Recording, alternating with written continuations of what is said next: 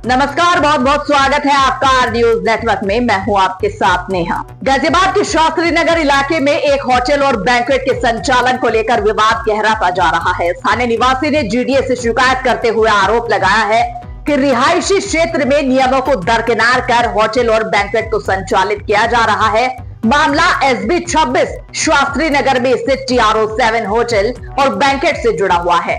शिकायतकर्ता डॉक्टर ललिता यादव का कहना है कि वो जीडीए द्वारा आवंटित इसी क्षेत्र में रहने वाले निवासी हैं और होटल उनके घर के बिल्कुल पास है। उनका आरोप है कि वर्ष 2024 से ये होटल और बैंक्वेट बिना पर्याप्त पार्किंग व्यवस्था, फायर सेफ्टी की कमियों और अन्य नियमों की अनदेखी के साथ संचालित हो रहा है। डॉक्टर ललिता यादव। आज आप जीडी आए हो, किसी भी जीडी आए हो? जी, मैं शास्त्री नगर B25 में कई सालों से रह रही हूँ। हमारे बगल वाले प्लॉट में B26 में ये जो शर्मा जी, कैलाश शर्मा जी का है, बहुत सालों से वो वुमेन हॉस्टल चल रहा था। 2023 में अचानक उन्होंने खूब सारी तोड़फोड़ करके उसको एक होटल और बैंक्वेट हॉल बना दिया है। वो बिल्डिंग हमारी जो है 12 फुट की रोड पे है। बिल्डिंग के अंदर कोई पार्किंग नहीं है। वो आए दिन पार्टियां होते रहती हैं, शोर होता रहता है और सड़क पे गाड़ियां खड़ी रहती हैं। डीजे, बैंड बाजा, सब चीजें होती हैं और कुछ सुनते नहीं है। अगर हम कोई शिकायत करें तो कहते हैं हमारा होटल पास है और हम ये करेंगे। आपने जीडी अधिकारियों को दी? मैंने इसको कई बार, 2 ढाई साल हो गए हैं जीडीए में चक्कर काटते हुए, और मैं कई लोगों से मिली हूँ, VC से, जोन अधिकारी से, सेक्रेटरी से, एडिशनल सेक्रेटरी से, सबसे। उनका ये कहना है कि पहले तो कहते थे कि ये होटल है, फिर कोई कहता है ये गेस्ट हाउस है। फिर उन्होंने उनको नोटिस पे भेजा कि आप ये गेस्ट हाउस की परमिशन पे होटल कैसे चला रहे हो, होटल नहीं चला सकते, मैरिज हॉल के फंक्शन नहीं कर सकते हो। तब भी वो करते रहे हैं और मतलब कागज पे उन्होंने दिखावा कर दिया कि हम गेस्ट हाउस का बोर्ड बदल के होटल से गेस्ट हाउस कर दिया, लेकिन पूरे होटल वाले काम इंक्लूडिंग बैंक्वेट हॉल वाले काम कर रहे थे। इनकी जो बेसमेंट में इनकी पार्किंग सो कॉल्ड थी, उस पार्किंग में कभी भी एक गाड़ी पार्क नहीं हुई है। वहाँ पर ये शादी के फंक्शन होते हैं, देर रात तक शोर शराबा होता है, उसके बाद बर्तन पीटे जाते हैं, सुबह फिर काम, सर्विस के काम शुरू हो जाते हैं। लगभग पूरे रहना घर में मुश्किल हो गया है। कुछ बोले तो हमें डराते धमकाते रहते हैं। तो आज आप जीडी VC से मिले, उनका क्या कहना है? उन्होंने कहा कि हमने इस होटल का जो अनऑथोराइज्ड पार्ट था वो हमने सील कर दिया है। जो ऑथोराइज्ड पार्ट है उसमें ये अपना होटल फंक्शन कर सकते हैं, लेकिन उन्होंने क्लैरिटी नहीं दी कि होटल में ये है कि इनका मतलब रूम है, पार्टी कर सकते हैं या नहीं कर सकते हैं, शादियों के फंक्शन कर। मैंने बोला कि ये बेसमेंट आपने सील किया है तो रूफटॉप पे ये फंक्शन कर रहे हैं, इसका क्या वो है ना? इनकी पार्किंग नहीं है, कुछ नहीं है। मैं चाहती हूँ कि हर जगह रेसिडेंशियल एरिया में रेसिडेंशियल रूल्स फॉलो हो। इनका जो मान लो ये गेस्ट हाउस की परमिशन है या होटल है और कमरे हैं, तो पूरा कानून का फॉलो करके जो भी कुछ अपनी पार्किंग बनाए अंदर, अपना इनका फायर NOC चेक हो, क्योंकि इनका जो NOC था वो विनायक होटल के नाम से था, रेसिडेंशियल प्लॉट होटल के नाम से नहीं था। अगर कल को कोई आग लगती है, क्योंकि फंक्शंस में लोग पटाखे भी चलाते हैं, बलून भी फोड़ते हैं, सभी चीज़ें होती हैं, मोमबत्तियाँ जलती हैं, तो कल को अगर मान लो कोई हादसा हो गया तो उसका कौन जिम्मेदारी लेगा? तो आप क्या चाहते हैं अधिकारी? जीडी अधिकारी वास्तविकता बताएं कि ये क्या चीज़ ऑथोराइज्ड है और क्या ये आड़ में लेके कर रहे हैं। क्योंकि अगर होटल है, कमरे में गेस्ट रखना अलाउड है, तो भी इनको पार्किंग अपनी बिल्डिंग के अंदर रखनी चाहिए।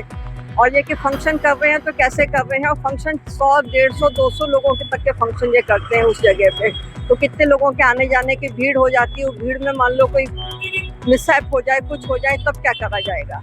शिकायतकर्ता का कहना है कि कई बार शिकायत करने के बाद जीडीए की ओर से उन्हें बताया गया था कि होटल के खिलाफ सीलिंग नोटिस जारी किया गया है, लेकिन इसके बावजूद यहाँ लगातार कार्यक्रम और आयोजन हो रहे हैं। शिकायतकर्ताओं ने जीडीए से लिखित रूप में होटल के संचालन और सीलिंग की वर्तमान स्थिति की जानकारी मांगी है। स्थानीय निवासी अर्जुन जगदीश यादव का कहना है कि होटल का संचालन फरवरी 2024 से शुरू हुआ था। उनके मुताबिक शिकायतों के बाद तत्कालीन जीडी उपाध्यक्ष अतुल वत्स ने एक समिति गठित की थी।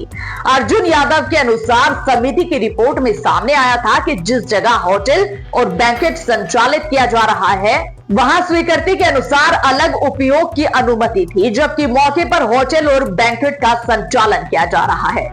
उनका दावा है कि इसी आधार पर 26 सितंबर 2024 को जीडीए की ओर से नोटिस जारी किया गया था। इसके बाद होटल संचालकों ने इलाहाबाद हाईकोर्ट में याचिका दायर की थी। शिकायतकर्ता के मुताबिक हाईकोर्ट ने मामले को खत्म करते हुए जीडीए को निर्देश दिए थे कि वो संबंधित पक्ष का जवाब लेकर नियम अनुसार कार्रवाई करे। अर्जुन यादव का आरोप है कि इसके बाद जीडीए की रिपोर्ट में भी ये बात सामने आई कि वहां जिस अनुमति के आधार पर काम होना चाहिए था उसके बजाय होटल और बैंक्वेट का संचालन किया जा रहा है। मेरा नाम अर्जुन जगदीश यादव है। आज पीडी आए हो आप? हाँ जी, किसके आए हो? मेरे घर के बगल में एक होटल ट्रॉट नाम से B26 पे होटल ट्रॉट और बैंक्वेट चल रहा है। इसका संचालन फरवरी 2024 में स्टार्ट हुआ था। हमारी कई शिकायतों के बाद अतुल वत्स जो यहाँ के XPC थे, उन्होंने एक समिति बनाई थी, जिसकी समिति में रिपोर्ट में ये पाया गया था कि यहाँ पे गेस्ट हाउस परमिशन पे ये होटल ट्रॉट और बैंक्वेट का संचालन किया जा रहा है, जिसको बंद कराने के लिए 26/9/2024 में एक नोटिस जारी किया गया था पीडीए द्वारा। उसके बाद ये होटल ट्रॉट वाले ऑनरेबल हाई कोर्ट इलाहाबाद गए थे। उन्होंने वहाँ पे एक याचिका दर्ज की थी, जिस याचिका को ऑनरेबल हाई कोर्ट ने डिस्पोज कर दिया गया था और जीडीए को आदेश दिए गए थे कि वो पिटिशनर के रिप्लाई कंसिडर करने के बाद इस पर एक अप्रोप्रिएट एक्शन ले। जिसके बाद जीडीए के अधिकारियों ने अपनी ही रिपोर्ट को, और जिसपे उन्होंने लिखा था कि वहाँ पे गेस्ट हाउस की अनुमति के ऊपर एक होटल और बैंक्वेट संचालन किया जा रहा है, उसी रिपोर्ट को उन्होंने झूठा साबित करते हुए अपनी रिपोर्ट को गलत साबित कर दिया। 2025 में ये रिपोर्ट सबमिट करने के बाद से मैं आज 10 जून हो गया है 2026, मैं पिछले 1.5 साल शिकायतें कर रहा हूँ और जीडीए के अधिकारी इस पे हर बार भ्रामक रिपोर्ट लगा के, झूठी रिपोर्ट लगा के इस चीज़ का निशान करते थे बेसिकली। और आप जैसे मेरी मदर ने भी बताया, जो इनकी फायर की एनओसी है वो विनायक होटल के नाम पे है, जिसको रेजिडेंशियल कैटेगरी के अंदर इनको एनओसी प्रोवाइड करी गई है। इनके बेसमेंट के अंदर इन्होंने एक पूरा बैंक्वेट हॉल बना रखा है, जो कि बिल्कुल इलीगल है बाय बिल्डिंग बाय लॉज, चाहे वो पुराने हो चाहे नए हो। जहाँ पे ये बिल्डिंग है उस रोड की चौड़ाई 12 मीटर की है और बैंक्वेट हॉल बना रखा है। तो बिल्डिंग बाय लॉज के हिसाब से जो बेसमेंट होता है वो बेसिकली या तो स्टोरेज, जनरेटर्स या फिर आपके पार्किंग फैसिलिटीज की जो होता है। तो जैसे मेरी वीसी जीडी से मुलाकात हुई थी मेरी मदर की, उन्होंने बताया, पहले उन्होंने बोला था कि मैंने होटल ट्रॉट को सील कर दिया है, और अभी हाल फिलहाल में जब मेरी मदर वीसी जीडी से मिल के आए तो उन्होंने ये बताया कि उन्होंने सिर्फ उस पोर्शन को सील करा है जो उनका बेसमेंट था, जहाँ पे वो इलीगली बैंक्वेट हॉल ऑपरेट कर रहे थे। मेरा सिंपल सा ये कहना है कि पिछले 1.5 साल से हर मेरी कंप्लेंट पे झूठी रिपोर्ट लगाई गई है। 2024 में जब ये छात्रावास की तरह चल रहा था, मार्च के लास्ट हफ्ते में इसको बंद करा गया। इस बिल्डिंग में मेजर ऑल्ट्रेशंस करे गए हैं, जैसे बेसमेंट जो था उसको पूरा बैंक्वेट हॉल बना दिया। जो ग्राउंड फ्लोर था जिसमें लगभग आई थिंक 12 कमरे थे, वो पूरे कमरे हटा के वहाँ पे इनका रेस्टोरेंट है, इनका रिसेप्शन है और उनका किचन है।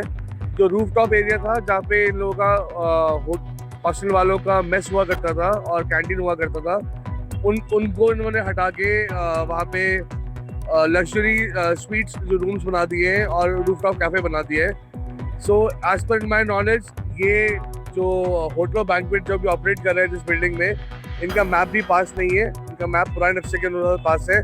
फायर एनओसी इनकी गलत नाम पे, विनायक होटल के नाम पे, जो रेस्टोरेंट कैटेगरी में है। जैसे कि वीसी द्वारा बताया गया कि इन्होंने बैंक्वेट को सील करा है। यह होटल अभी भी बिना किसी पार्किंग फैसिलिटीज़ के ऑपरेट कर रहा है और घर के बाहर आए दिन शराब पिए लोग ड्रामा करते हैं, न्यूसेंस करते हैं, गाली गलौज होता है, कई बार हाथापाई भी जाती है और घर के बाहर का माहौल अनसेफ रहता है। बुजुर्ग घर के बाहर वॉक करने में भी सेफ नहीं रहते हैं। तो मेरी प्रशासन से यही मांग है कि मैं इस पर बिल्कुल निष्पक्ष जांच हो और और इसको बेसिकली सील किया जाए, इसको डेमोलिश किया जाए। कि हम टीम को भेजेंगे, हम साइट पे चेक कराएंगे बोल के भेज देते हैं, कोई कठोर इस पर एक्शन नहीं लिया गया है। प्रशासन की इसमें पूरी मिलीभगत है और जाहिर सी बात है इसमें जेई और ये सब मिले हुए हैं, तभी ये इतना टाइम से ऑपरेट कर रहा है।